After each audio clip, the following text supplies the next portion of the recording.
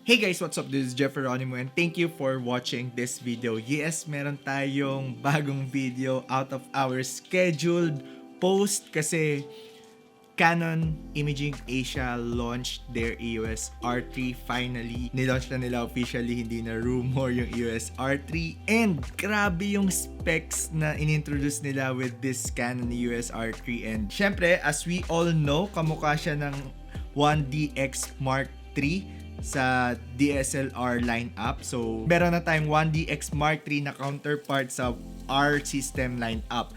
And to tell you some specs na sinabi kanina sa launch, kaya ako gumawa ng ganito para lang tayo magkaroon ng recap, and let me know if you want this kind of video in the future. So, gagawa pa tayo ng maraming ganito. So, without further ado, let's go with the EOS R3 specs and let's see if fit ba sa workflow or fit ba sa work mo itong bagong Canon R3 na to. First is, let's go to the design and performance. They said that it is 15% shorter and 30% lighter than the 1DX Mark III. Just to give you an idea guys, nahawakan ko yung 1DX Mark III sa office and lighter siya compared dun sa normal 1DX Mark II.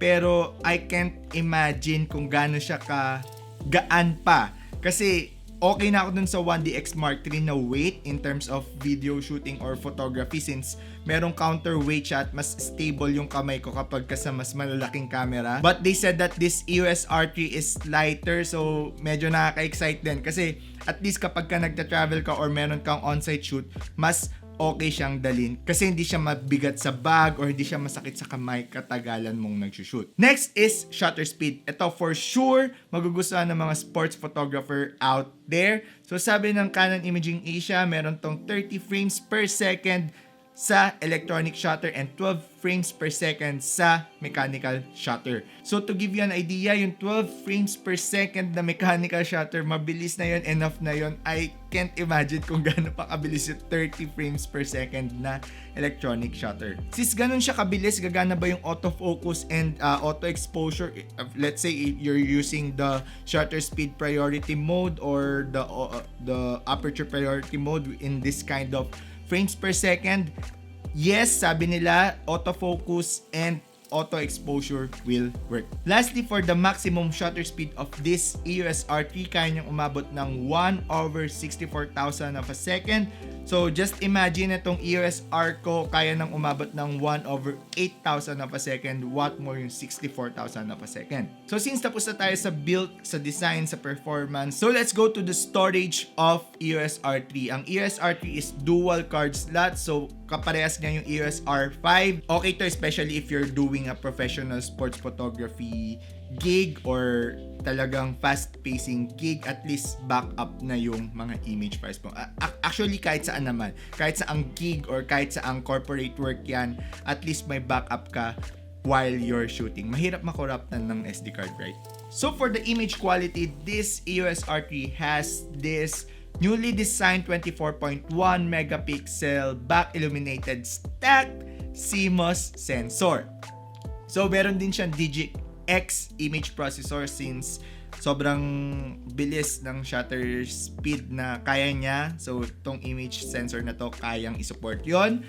And let's go with the low light performance. So according to the video, it can go up to 2,400 ISO but can be expand up to 204,800 ISO on photo. While on the video performance side, it can go up to 25,600 ISO but expandable up to 102,400 ISO.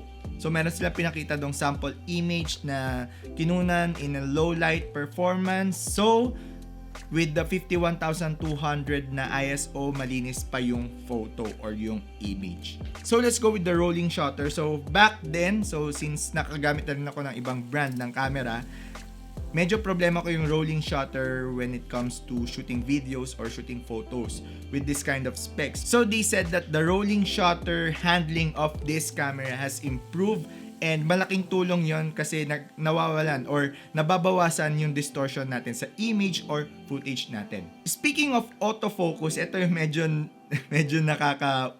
wow factor dito is that meron siyang built-in eye control autofocus. Meaning, so when you're looking at the viewfinder, nade-detect ng viewfinder mo yung mata mo kung saan ka nakatingin and dun siya magpo-focus. Great, right? And for low light autofocusing, this camera, this EOS R3 can focus up to EV negative 7.5 luminance. Meaning kahit medyo madilim na, kaya niya pa rin mag-autofocus or kaya niya pa rin i-detect yung subject mo. Especially when you're shooting wildlife and walang masyadong available light but the moonlight lang. So speaking of autofocus, since na-introduce nga dun sa R5 and R6 yung animal priority and people priority autofocus, so this camera, this EOS R3, meron siyang bagong autofocusing which is the vehicle priority autofocus, especially for the motor racing or the sports car racing or the car racing. Super helpful nito. And also this autofocus, animal, people, and vehicle autofocus priority of this EOS R3 is capable of deep learning technology.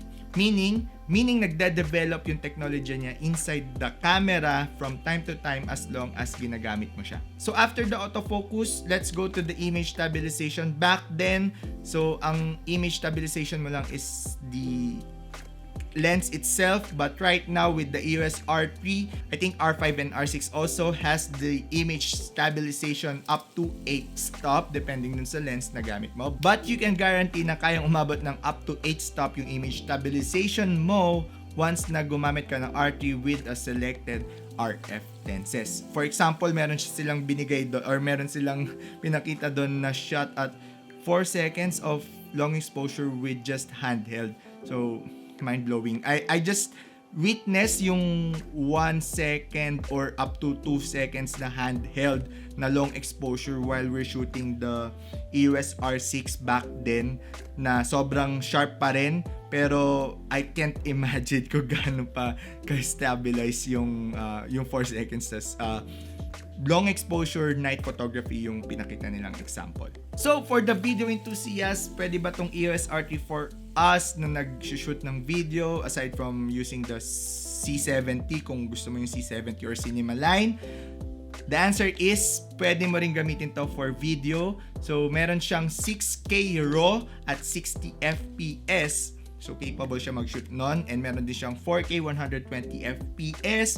Meron din siyang 4K 60 FPS high quality mode. So itong 4K 60 FPS high quality mode na to is just the 6K resolution downsampled at 4K. So expect na sharper siya compared sa other 4K na settings sa inside the camera na to. So if you have one, you can try the 4K 60 FPS high quality mode. Plus for the color profile or picture profile of your video, you can use the Canon Log 3 from this camera at 10-bit and also HDR-PQ. So after those image quality and performance, let's go with the build quality of the EOS R3. This is not the EOS R3 guys, this is my EOS R. So the EOS R3 has this magnesium alloy body and also dust and drip resistance, same with the 1DX Mark III. And also, this EOS R3, interestingly, sinama pa rin nila yung feature na to. So my EOS R, if you remove my lens and naka-turn off siya, yung shutter curtain niya is nakasara. So protected siya from dust and other light source na pwedeng sumira ng sensor. So helpful siya kasi at least mapapangalagaan mo yung sensor inside your camera. With this kind of, or with this camera, I think yung price nito, kailangan mo talaga alagaan yung camera mo.